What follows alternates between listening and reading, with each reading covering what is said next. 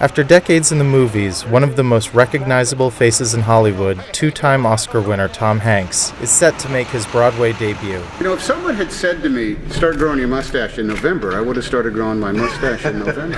I'm Patrick Healy for the New York Times. Pretty good, huh? Look at the space. I joined Hanks on his first tour of the Broadhurst Theater, where he will star in Nora Ephron's new play, Lucky Guy, which begins preview performances March 1st and officially opens a few weeks later. Is there any reason you didn't pick the star dressing room? Isn't this the star dressing room? This is pretty starry. Well, I understand there's one downstairs. There's one downstairs. But that's removed from everything. Everybody's Yeah. going to be up here making jokes and carrying on. Just the one punch.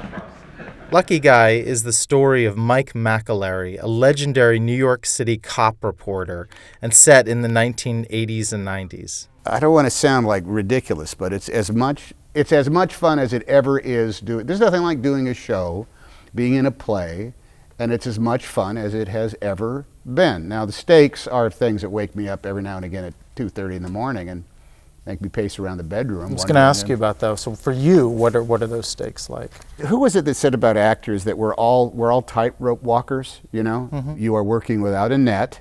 And there is no mercy. There's no mercy whatsoever. Yep.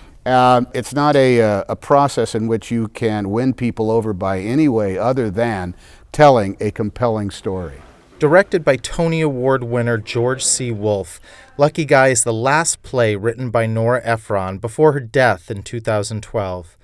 Ephron, a former journalist turned filmmaker, tried for years to interest Hanks in the role after working with him on the movies Sleepless in Seattle and You've Got Mail. And what was it about this play, Tom, that made you excited, that made you inspired, that got in your head? I'd never seen this in a play form. Quick, name plays about journalism. You get Yeah, the front page. Yeah, comedies and Some other movies, right. All the President's Movies, Men. yeah. Movies, yeah, they can get into it and do it in a different way, but on stage, I'd never seen anything by it. So I thought that Nora had captured that perfect brand of lightning in a bottle that is based on her personal experience, as well as she never left it. She always read it. She always covered it. I think she read every one of the New York papers every day. She knew all of the columnists. She would see the rise and fall of particular writers. How much are you missing Nora on the project? Which is horrible. It's terrible. I have to admit, one of the reasons I wanted to do this was, quite frankly, to hang with Nora.